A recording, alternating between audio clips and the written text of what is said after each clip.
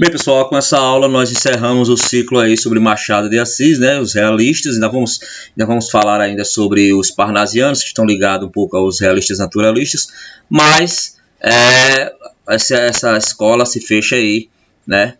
No Brasil, nós estamos estudando nas últimas aulas o maior expoente, né, do realismo brasileiro e um dos maiores prosadores e escritores que nós tivemos, considerado por muitos o maior escritor brasileiro de todos os tempos, que é o Machado de Assis. A gente viu aí um pouco sobre a sua vida, algumas de suas obras, e principalmente nos detemos, né, nos 3 grandes romances do Machado, né? Tem os outros também, tem Memorial de Ares, Isaú e Jacó, mas esses 3 é considerado uma trilogia, não porque um é dependente do outro, embora um personagem, Quincas Borba, né, que ganha um romance próprio, é um personagem que aparece lá no Memórias Póstumas de Brás Cubas, como já foi falado nas últimas aulas aí, né, e o Dom Casmurro é outra história, né, mas é como se fosse a trilogia dos grandes romances machadianos, onde está presente todas as características de sua obra aí, né, digressões, inovações, ironia, né, crítica à sociedade carioca, né, análise psicológica dos personagens, né, a visão niilista, pessimista da vida, né, uma análise profunda sobre o ser humano, Machado psicólogo aí, né, análise do romance psicológico do Machado de Assis, as brincadeiras linguísticas que ele faz, diálogo com o leitor, os narradores não confiáveis, né, a deturpação da figura romântica da mulher, né, trazendo, porque é próprio do realismo, né, as grandes figuras femininas aí do Machado de Assis, né, a Marcela e a Virgília lá do Memórias Póstumas de Brás Cubas, né, tem aí a que também aparece no Quincas Borba, que tem um casamento de fachada, que tenta enganar, né? E novamente o Machado mexendo aí, criando talvez a sua maior personagem feminina, né? A Capitulina, né? A Capitu aí, os olhos de ressaca de Capitu, né? Um dos romances mais famosos de Machado, considerado por muitos sua obra-prima, né? Muitos críticos consideram o Memórias Póstumas, outros consideram aí o romance Dom Casmurro, e outras pessoas, a gente vai ver um pouco disso também, que consideram que o melhor que Machado produziu, na verdade, não foram seus romances, foram seus contos, que tem contos geniais também, O Espelho, A Cartomante, né, Pai contra Mãe, né, O Alienista, que é uma pequena novela, né. Então, aí, o Machado é um escritor sui generis, o nosso maior prosador aí da língua brasileira, né, em língua portuguesa, no Brasil, né. Então, hoje a gente fecha isso aqui falando um pouco sobre Dom Casmurro, esse romance que está aí na memória coletiva, popular aí das pessoas. Foram feitos filmes já sobre este livro, uma minissérie da Rede Globo aí, muito boa, com a trilha sonora muito boa, a produção, tá, chamada Capitu, muito boa realmente a minissérie aí, outra visão, olhando pelo lado da personagem Capitu agora, né, não pelo do Dom Casmurro, né, o Bentinho. Então, é um romance que está aí na cultura, é um romance que algumas pessoas sabem, por uma questão principal, talvez não seja nem assim, principal, né? Que as pessoas mais falam, que é a questão de será que Capitu traiu ou não Bentinho, né? Que é a grande polêmica literária aí brasileira, né? A genialidade do Machado está nisso, porque ele deixa em aberto, aí quando você lê esse romance pela primeira vez, você tem toda... Claro, será que ninguém é burro o suficiente para entender que ela traiu o marido? Mas aí nós entramos nas entrelinhas desse grande romance, porque qual é a história do Dom Casmurro? É a história do Bentinho e da Capitu, que são amigos de infância, apaixonados desde a infância. Ele é apaixonado pela Capitu, tá? Se casa com ela depois, mas a mãe dele prometeu ele para ser o quê? Padre. Então ele vai para o seminário, tem toda uma trama para tirar ele do seminário, né? Ele conhece um grande amigo dele, que vai ser o melhor amigo da vida dele, que é o Escobar, né? E ele, depois que sai do seminário, casa-se com a Capitu, o Escobar vai casar com uma amiga da Capitu, a Sancha, e eles vão sempre estar ali. Nasce o filho de Capitu e de Bentinho, né? Filho de Capitu e de Bentinho, e está aí depois de um tempo, ele começa a perceber que o garoto, na verdade, se parece muito com seu amigo, o Escobar. E aí começam então as suas suspeitas, né, de que talvez a mulher o tenha traído. Isso vai consumir uma vida aí do Bentinho, né, esse ciúme doentio que ele sentia. E aí é que está a sacada, porque ele é um homem, sempre foi, desde a infância, você lê o romance, obcecado por Capitu. E quem narra a história é o próprio Bentinho, é ele que conta a história da vida dele. Então, novamente, começa aí uma outra característica do romance. Não começa em ordem cronológica, como as Memórias Póstumas de Brás Cubas. O Brás Cubas começa a contar a história de sua vida pelo dia de sua morte, né? No Dom Casmurro aí, o Dom Casmurro, o Bentinho, que se transforma nesse Dom Casmurro, nesse ser amargurado, fechado, né, dentro de si mesmo, que as pessoas diziam lá, ó lá o Dom Casmurro, né? Por isso que é o nome Dom Casmurro, né? Aquele que vive enclausurado dentro de si, né? Fechado, um velho rabugento, etc, tá? Então, ele começa a contar a história da vida dele. Ele vai contar a história da vida dele. A história começa, ele velho, e ele vai retornar então ao começo e vai começar a contar a história de sua paixão aí por Capitu. Então, novamente, uma linguagem, um enredo não linear, com digressões no meio também, com reflexões, com ironia. Ele vai deixando, como é próprio da literatura e da cultura machadiana, né? Ele vai soltando nas entrelinhas. Isso está presente muito em alguns contos, né? Conto A Missa do Galo, do Machado de Assis, que conta o que? A história de um homem tá lá na véspera de Natal, tá esperando ir à Missa do Galo, tá, e tá lá de visita na casa de um casal, né? Tem essa mulher lá, e durante uma noite eles têm uma conversa, e o interesse lá vai sendo soltado aí, o clima de erotismo entre os dois e tudo mais, vai sendo soltado nas frases lá do Machado, né? Nas entrelinhas. Tem aí no livro de vocês um conto muito bom dele também chamado Uns Braços, né? Que tem até um exercício sobre isso para que vocês façam, né? Uns braços, tá? E também tem isso lá, que o rapaz que vive agregado na casa desse casal, né, se apaixona pelos braços da esposa né? E esse fascínio que vai crescendo até que ela nota isso também num dos jantares lá, que o rapaz estava distraído porque estava olhando para os braços dela. E aí então começa toda uma sutileza, né? Tem pequenas frases e tudo mais, que a gente vai construindo o sentido disso aí. Então isso é o que torna o Machado um autor genial, tá? A história é simples, a história de uma suspeita, de uma traição, mas a forma como ele conta é que é todo diferencial, certo? Desta obra magnífica aí chamada Dom Casmurro. E ele joga a suspeita porque é um narrador não confiável, é um narrador personagem, é um narrador que está contando a história. Então é a visão dele, né? É a forma como ele vê as coisas, é o julgamento dele. Então nós não podemos saber se realmente houve uma traição ou a mente distorcida, ciumenta do Bentinho estragou tudo. Então isso é aí, né, o resumo do Dom Casmurro, tá? Então vamos aqui fixar um pouco aqui e fazer uma análise melhor, tá? É o último romance considerado da trilogia realista do Machado, tá? É a história do amor do Bentinho e da Capitu, dois vizinhos da infância que se casam e sofrem suspeita aí de traição, tá? Como eu disse, o romance é narrado pelo próprio Bento, que é conhecido como Bentinho, Bento Santiago, né? Ele é um homem por volta dos seus 60 anos e está disposto a contar a história do seu amor por sua vizinha, a Capitu. Novamente, retrata a sociedade carioca do Rio de Janeiro, burguesia lá do final do século XIX, certo? Final do Segundo Império lá.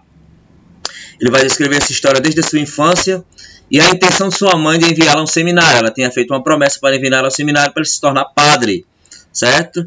Dona Glória fez uma promessa para que ele fosse padre. Então ele tenta inverter a situação de todos os modos, que ele é apaixonado por Capitu, ele quer se casar com ela, tá?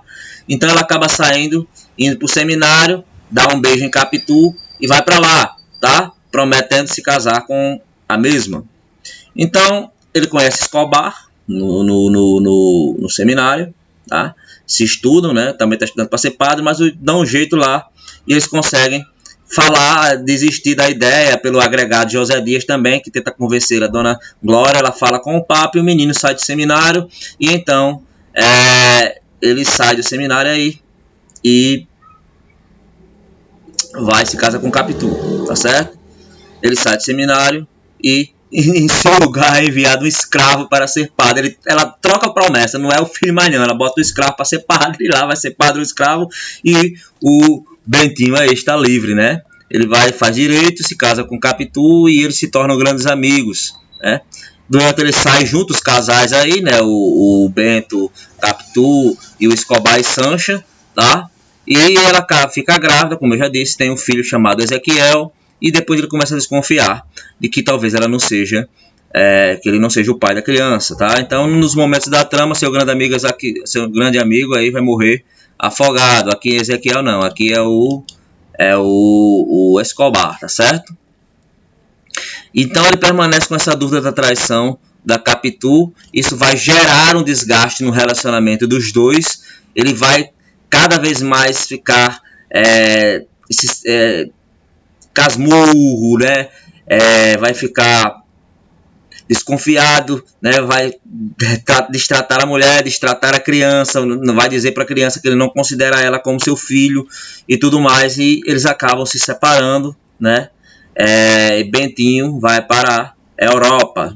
Quando ele retorna ao Brasil, cada vez mais amargurado, certo? Capitu morre, ok? Morre no exterior. Após a morte da mãe, o menino vem tentar uma reaproximação com o pai, que é novamente rejeitado, tá certo? E essa criança, né, o Ezequiel, que não é mais criança agora, ela morre também de febre tifoide com a expedição, tornando o casmurro lá cada vez mais dentro de si mesmo e amargurado. Então isso aí é um resumo do que é o romance, tá certo? Muito aí já foi discutido sobre o que encerra e o que se cerca esse romance, certo? Como eu disse, é um romance narrado em primeira pessoa, então o narrador não é confiável, ok? Não sabemos se a sua exposição estava correta. Além de todo esse enredo aí travado sobre a discussão da traição ou não da Capitu, o Machado levanta aí, ele faz novamente, como é próprio dele, uma análise psicológica dos seus personagens e uma análise do comportamento dos indivíduos daquela sociedade, daquela época, da época dele, certo? Em muitas passagens ele vai usar de ironia, vai criticar, certo? E os temas que estão presentes aí são o quê? O amor, o ciúme doentio, o caráter e a questão da traição. Tudo isso está destacado nesta obra, certo? Uma das maiores da literatura brasileira. Ao ler a obra, o leitor vai sempre ficar na dúvida. Você vai ficar na dúvida. Pois nenhum no momento Capitu declara que se envolveu. Ela jura de pé junto que não se envolveu com o amigo do Bentinho, tá? E como ele é o protagonista e narrador, não sabemos o ponto de vista dela. Não sabemos a história pelo lado dela. Só é o lado dele, porque é ele que está contando a história. A dúvida para saber se a história relatada por ela traz severamente adultério o ciúme doentio do Bentinho, tá? Então, Machado consegue com maestria escrever um drama unindo uma história de amor com as decepções. E também pretende abordar questões de diferenças de classes sociais. Por quê? Bentinho era da classe alta e Capitu era pobre. Mas mesmo assim ele se casa com ela. Tá? Então também tem essas questões da diferença social. Os principais personagens são o Bentinho, né? A Capitolina, que é sua vizinha e o grande amor. Dona Glória, mãe do Bento. Pedro Albuquerque Santiago, pai falecido do Bento. José Dias, isso aqui é um personagem interessante, porque ele vive de agregado aí na casa de Dona Glória, né? Vive lá, é um advogado que vive lá na casa do Bentinho e tudo mais. Então ele tenta fazer... Primeiro ele tenta ajudar Bentinho, aí convence a mãe dela a mandar ele para o ministério, mas o Bentinho vai lá para ajudar ele, né, tudo mais. Aí, então ele ajuda, tenta, convence a mãe do Bentinho para que ela troque a promessa aí, manda o escravo no lugar e o menino saia do seminário, tá? Tem o tio de Bento, que é um advogado, irmão de Dona Glória, Justina, prima de Dona Glória, o senhor Pádua, que é o pai da Capitu, a Dona Fortunata, que é a mãe da Capitu, tá? Ezequiel, o Escobar, tá? A Sancha aí, que é amiga de Capitu e aquela que vai se casar com o Escobar. Capitolina, que é a filha de Escobar e de Sancha. E Ezequiel, interessante, eles dão o nome uns aos outros, né? A filha de Escobar e de Sancha, eles vão chamar de Capitu. E a filha de Ezequiel e de Bentinho e Capitu, ele chama de Ezequiel, né? O mesmo nome do Escobar, né? Do amigo do Bentinho lá, que ele desconfia que traiu ele, tá certo? Então, esse é um trecho aí, um pouco do que é este romance, tá? É apenas uma pequena análise, tem aí uma análise no livro também. Eu vou ler aqui alguns capítulos, certo? Para a gente encerrar essa parte e encerrar com Machado de Assis aí, né? Para partirmos para outra, se der tempo ainda, conseguimos ver aí ainda os parnasianos, pelo menos, tá? Então vamos lá. Capítulo 18, se não me engano, né? 10, L, 53 eu acho, né? De repente, cessando a reflexão, fitou em mim os olhos de ressaca e perguntou-me se tinha medo. Medo? Sim, pergunto se você tem medo. Medo de quê? Medo de apanhar, de ser preso, de brigar, de andar, de trabalhar. Não entendi. Se ela tem dito simplesmente vamos embora, pode ser que eu obedecesse ou não. Em todo caso eu entenderia. Mas aquela pergunta assim, vaga e solta, não pude atinar o que era. Mas não entendo. De apanhar? Sim. Apanhar de quem? Quem é que me dá a pancada? Então esse é um diálogo entre o Capitu e o Bentinho, tá? Nessas conversas que eles tinham aí. E os olhos de ressaca aqui, né, que ele fala que ela tinha olhos de ressaca, né? Uma cigana oblíqua e dissimulada com olhos de ressaca, né? Uma das passagens mais famosas aí. Então, olha aqui um dos indícios, segundo o narrador, né? De que há uma traição aí por trás, na morte do Santiago, que ele morre, né? Aí temos aí a questão da viúva e da Capitu chorando aí, olha só. Enfim, chegou a hora da recomendação e da partida. Chança quis despedir-se do marido e o desespero daquele lance consternou a todos. Muitos homens choravam também, as mulheres todas. Só Capitu, amparando a viúva, parecia vencer-se a si mesma. Consolava a outra, queria arrancá-la dali. A confusão era geral.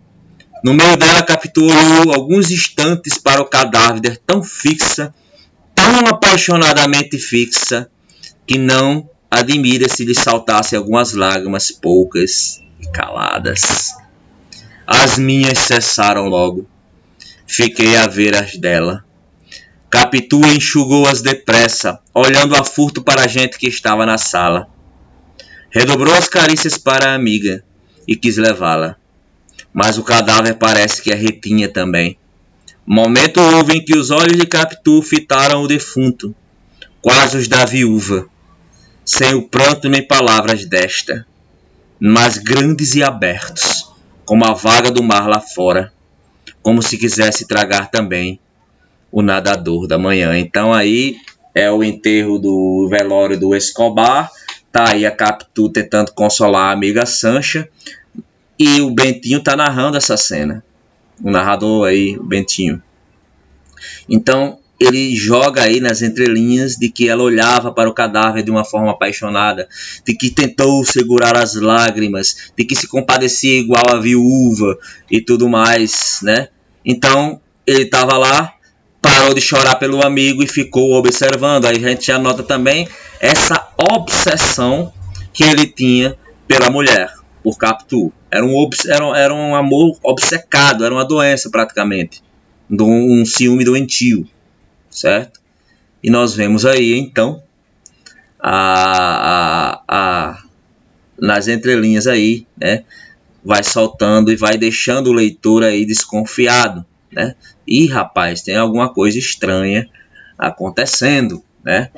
Eu acho que eles realmente aí tiveram alguma coisa a mais do que uma simples amizade, né? E o romance é permeado por estes momentos aí, onde o Machado vai tecendo aí, pelo Bentinho, né, esse narrador aí, essas desconfianças, tá bom? E para encerrar, nós falamos um pouquinho sobre os contos do Machado, que alguns críticos consideram aí o melhor que ele produziu, tá certo? Nesses contos ele denuncia a situação da sociedade, da representação onde o famoso jeitinho funcionava, né? A sociedade de conveniências lá dos burgueses cariocas, certo? Ainda funciona hoje, né? O jeitinho brasileiro, se dar bem, né? Aí criar, conquistar vantagens e tudo mais, ok? O jeitinho solucionava os problemas advindos da classe dominante e o escritor usufrui de uma sutileza sem fim baseada numa linguagem irônica e crítica da sociedade. Alguns de seus contos mais famosos destacam-se o Alienista, Missa do Galo, Cartomante, Noite do Almirante, O Espelho, outro conto sensacional do Machado, certo? Uns Braços e outros contos aí. O que é que ele vai fazer aí? O Machado de Assis, uma forma, dedica-se à análise do caráter humano, analisa, né, o personagem psicológico, a psique dos personagens, e ele faz uma análise do ser humano através deles, certo? Revelando com isso o lado negativo dos seres, né? A mentira, a traição conjugal, né? Os casamentos por conveniências, hipocrisias, né? Dentre outras coisas. Bem augustas características da era realista, que diferente dos românticos, o casamento era visto como uma forma de ascensão social apenas, ou seja, algo de interesse apenas. Tá certo? Então, fechamos essa parte aí. No livro de vocês tem analisando aí, lá na página 31, um pouco sobre o Dom Casmurro, tá? Tem a análise do texto, tem um exercício também sobre ele, fala um pouco sobre os contos do Machado. Procure outras aulas na internet também. E se quiserem arriscar, né, se quiserem tentar e abrir essa experiência, leiam Dom Casmurro ou leiam os contos do Machado. Comecem com os contos do Machado de Assis, procurem aí o Alienista, procura a Missa do Galo, certo? Procura o Espelho e comecem a entrar em contato com esse grande escritor da nossa literatura. Garanto que não vão se arrepender, tá? Então, por hoje é só e até a próxima.